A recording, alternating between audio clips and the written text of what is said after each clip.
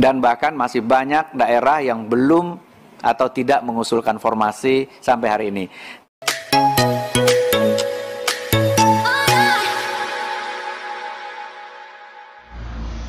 Assalamualaikum warahmatullahi wabarakatuh. Selamat malam, salam sehat untuk kita semua. Berjumpa lagi dengan saya di channel Laspadi.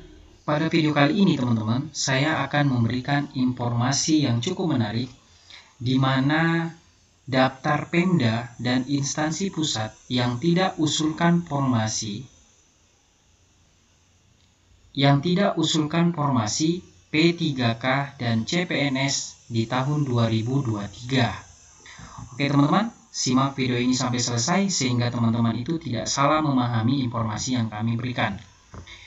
Pemerintah telah menghimbau kepada pemerintah daerah atau Pemda dan instansi pusat untuk menyerahkan usulan formasi CPNS dan P3K.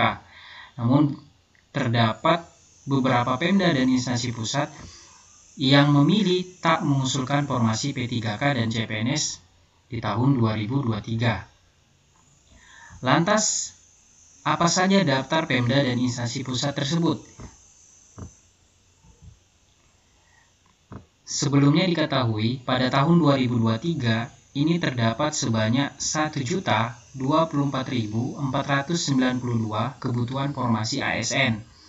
Dan Kemenpan RB sebelumnya telah mengumumkan kebutuhan ASN tahun 2023 sebanyak 1.024.492 orang. Kebutuhan ini dinilai sudah resmi karena Menpan RB sudah mengirim surat kepada Kemenq perihal perencanaan kebutuhan ASN tahun 2023. Adapun rincian yaitu dari 1.024.492 kebutuhan ini sebanyak 81.119 untuk kebutuhan pusat. Sedangkan untuk kebutuhan pemerintah daerah yaitu sebanyak 943.373 dengan rincian kebutuhan tersebut sebenarnya peluang tenaga honorer untuk menjadi ASN sangat terbuka. Namun dikabarkan terdapat Pemda dan instansi pusat yang tidak mengusulkan formasi ASN. Inilah rincian daftar instansi pemerintah yang tidak mengusulkan formasi ASN di tahun 2023. Yang pertama, instansi pemerintah daerah. Rincian daftar instansi pemerintah daerah sebanyak 45, beberapa diantaranya sebagai berikut. Ini ada daftarnya teman-teman, yang tidak mengusulkan formasi CASN di tahun 2023. Jadi teman-teman bisa melihat daftarnya, ada pemerintah kota Subulus Salam, pemerintah Kabupaten Karo, pemerintah Kabupaten Lawas, Nias Barat, Binjai, Banten, Bondowoso, ada Kabupaten Berau, ada Kota Palopo, ada Kabupaten Pinai, Yakukimu, Yakukimu. Nah, dan seterusnya teman-teman. Nah, teman-teman bisa mendengar langsung dari hasil rapat Komisi 10 kemarin, kenapa daerah ini tidak mengusulkan padahal sudah diberikan kesempatan 2 kali untuk pengusulan, tetapi daerah tersebut kembali tidak mengusulkan. Silakan teman-teman menyimak informasi ini.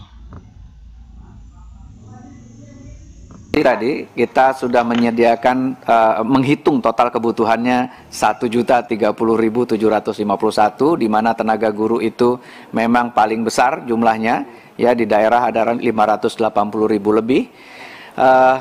Namun usulan formasi yang masuk per 10 Mei 2023 tadi sudah disampaikan masih jauh dari harapan, masih jauh dari kebutuhan yang kita hitung sama-sama. Dan bahkan masih banyak daerah yang belum atau tidak mengusulkan formasi sampai hari ini. Kemarin kami sudah berembuk dengan teman-teman di Kementerian Dikbud, Ristek, apakah perlu kita berikan lagi satu kesempatan lagi. Ya ini sebenarnya sudah kesempatan kedua, ya 7 Mei sudah ditutup, kemudian diberikan perpanjangan, dan kalau melihat ini kan memberikan keresahan lagi kepada kawan-kawan non-ASN yang berharap tahun ini ada kesempatan buat mereka, tetapi daerahnya ternyata tidak mengusulkan formasi.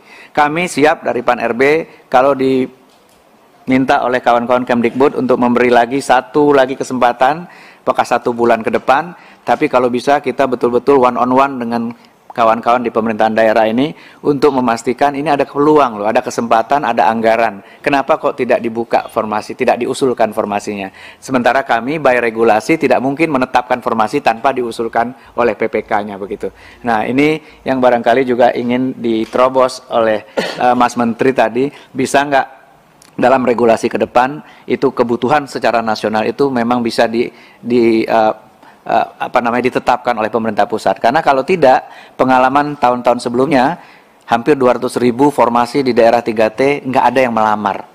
Nah, itu tentu harus diterobos bagaimana agar penempatan itu menjadi domain pemerintah, bukan sekedar ASN atau calon ASN-nya memilih untuk mengajar di sekolah tertentu begitu. Jadi kalau kita sekarang isunya mungkin bukan hanya jumlah, tapi distribusi guru kita. Bahkan ada beberapa sekolah yang kelebihan guru sebetulnya, tetapi kita nggak bisa distribute ke tempat lain yang justru kekurangan. Ini PR kita menyiapkan sistem insentifnya seperti apa, sistem talent mobility-nya seperti apa.